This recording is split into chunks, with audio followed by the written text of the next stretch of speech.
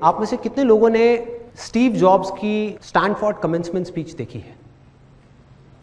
Steve jobs जो Apple के founder थे, उनकी स्टैनफोर्ड वाली एक स्पीच है 20 मिनट की। अगर आप में से बाकी लोगों ने नहीं देखी है तो आई स्ट्रांगली रिकमेंड यू कि एक बार आप जा करके यूट्यूब पे वो ज़रूर देखें।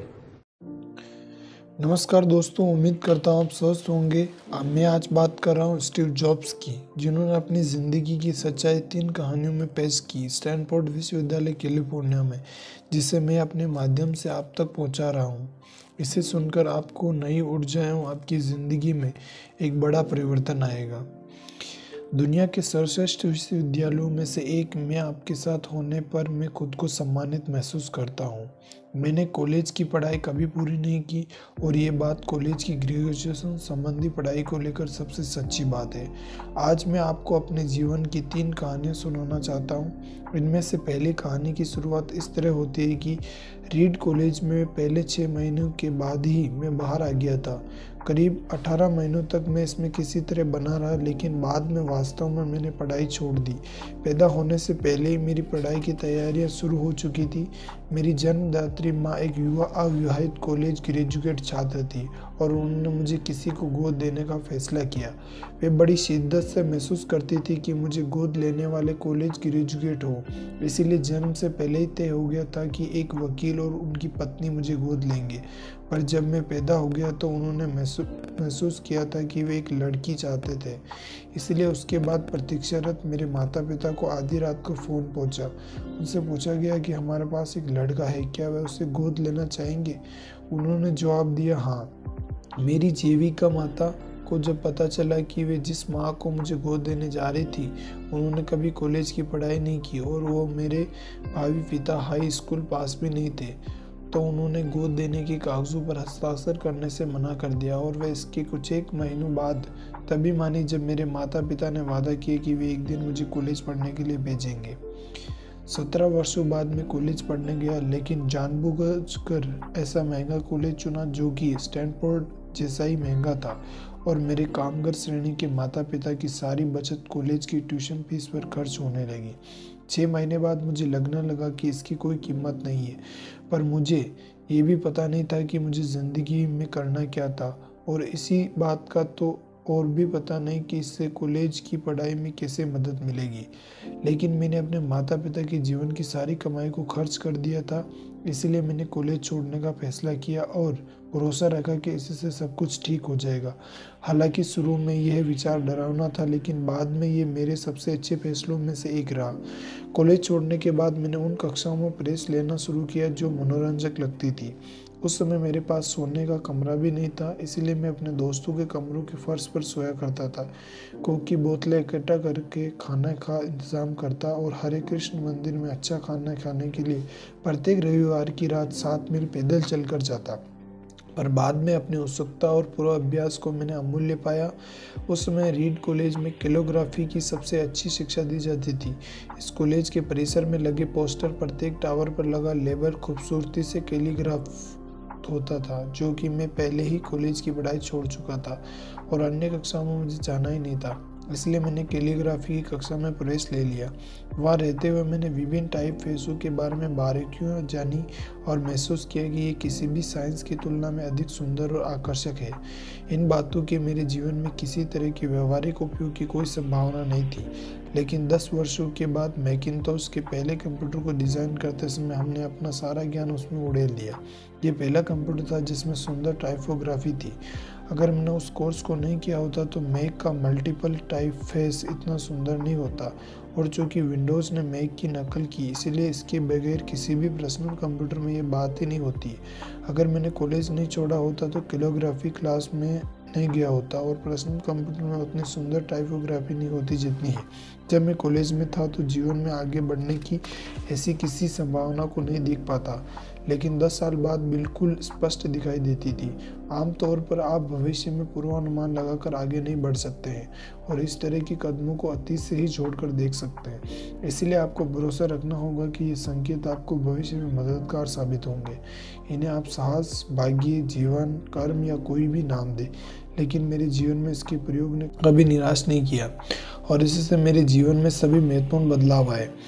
मेरी दूसरी कहानी प्यार और पराजय के बारे में है। मैं भाग्यशाली था कि जीवन में मुझे कुछ करना था, उसकी जानकारी मुझे काफ़ी पहले ही मिल गई थी।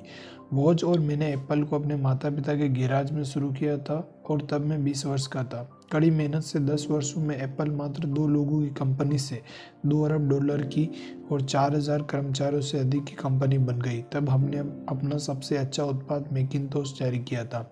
उस समय 1 वर्ष पहले मैंने 30वीं सालगिरह मनाई थी और उसके बाद ही मुझे कंपनी से निकाल दिया गया।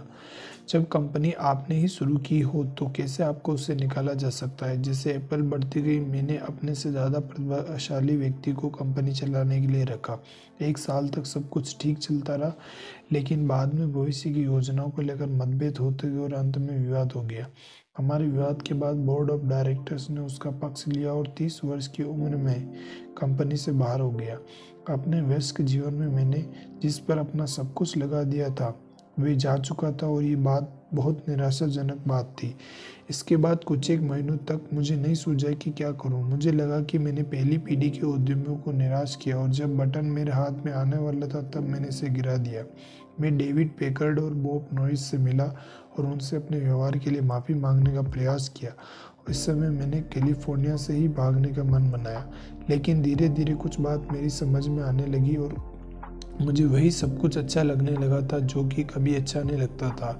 हालांकि इस बीच एप्पल में थोड़ा बहुत ही भी बदलाव नहीं हुआ था, इसलिए मैंने सब कुछ नए सिरे से शुरू करने का फैसला किया। उस समय ये बात मेरी समझ में नहीं आई, लेकिन बाद में लगा कि एप्पल से हटा दिया जाना ऐसी सबसे अच्छी बात थी।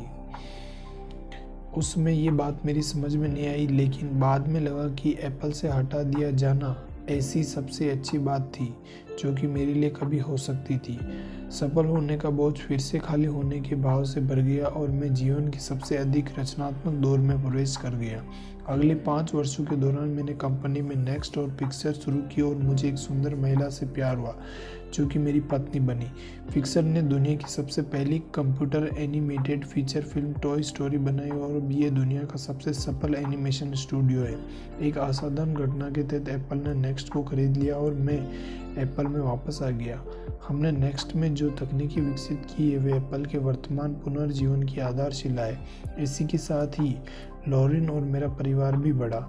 ये बात मैं सुनिश्चित तौर पर मानता हूँ कि अगर मुझे एप्पल से हटाया नहीं जाता तो ऐसा कुछ भी नहीं हो रहा होता। ये स्वाद में एक बुरी दवा थी, लेकिन मरीज को इसकी सख्त ज़रूरत थी। कभी कभी आपको जीवन में ठोकरें भी खानी पड़ती है, लेकिन हिम्मत ना हारे। मुझे विश्वास है कि जिस चीज़ ने मुझे लगातार क्रियाशील बनाए रखा था वे अपने काम के प्रति मेरा प्यार था। आपको जीवन में ये पता लगाना होता है कि आप किस काम से प्यार करते हैं। ये बात काम को लेकर भी उतनी ही सच है जितनी कि जीवन में प्रेमी प्रेमिकाओं को लेकर होती है।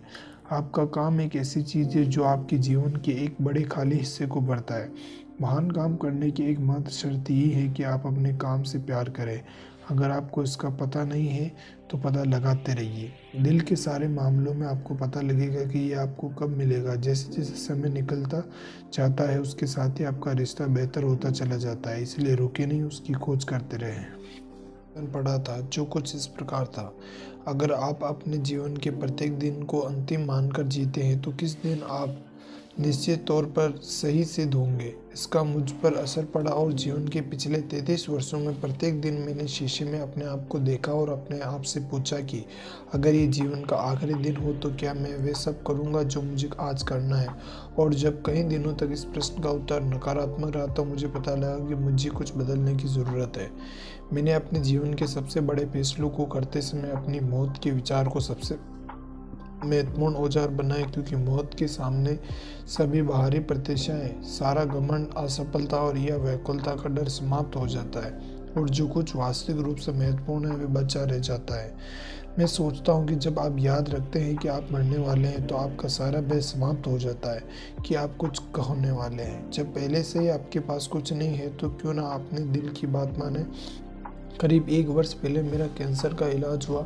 सुबह 7:30 बजे स्कैन किया गया और इसमें स्पष्ट रूप से पता लगा कि मेरे अग्नाशय में एक ट्यूमर है। मुझे पता ही नहीं था कि अग्नाशय कैसा होता है। डॉक्टरों ने मुझे बताया कि ये एक प्रकार का कैंसर है जो असाध्य है और मैं 3 से 6 माह तक ही जीवित रहूँगा। मेरे डॉक्टर्स ने सलाह दी कि मैं अपने अधूरे कामकाज निपटाऊं।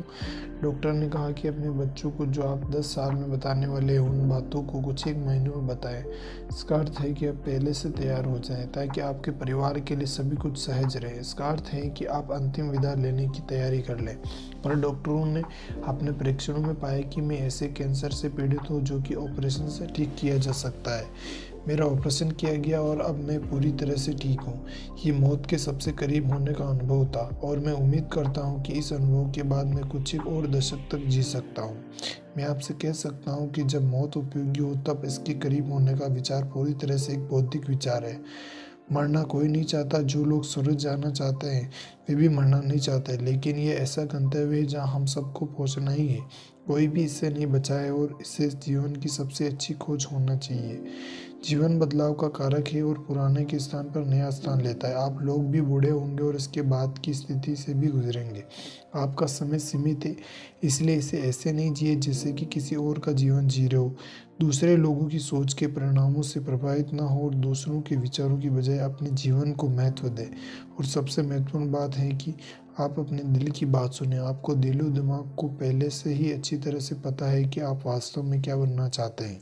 जब मैं युवा था तब एक आश्चर्यजनक प्रकाशन द होल अर्थ कैटलॉग बिकता था, जो कि मेरी पीढ़ी के लिए एक महत्वपूर्ण किताब थी। इसे मेनेलो पार्क में रहने वाले व्यक्ति स्टुअर्ट ब्रांड ने प्रकाशित किया था। ये 60 के दशक के अंतिम वर्षों की बात थी और तब पर्सनल कंप्यूटर और डेस्कटॉप प्रकाशन नहीं थे, लेकिन तब भी ये गूगल का पेपरबैक संस्करण था। स्टुअर्ट और उसकी टीम ने इस किताब के कई संस्करण निकाले और जब इसका समय पूरा हो गया तो इसने अंतिम संस्करण निकाला। 70 के दशक के मध्य में ये अंक निकाला गया था और तब मैं आपकी उम्र का था। उस पुस्तक के अंतिम पेज पर सुबह की एक तस्वीर थी जिसमें ग्रामीण इलाका दर्शाया गया था। उसकी तस्वीर के नीचे शब्द लिखे थे, स्टे हंग्री और स्टे पुलिस, यानी कभी ना सोचे कि आपने सब कुछ पा लिया और आप सब कुछ जान चुके हैं। धन्यवाद दोस्तों, उम्मीद करता हूँ इससे आपको बहुत कुछ सीखने को मिला होगा। Thank you.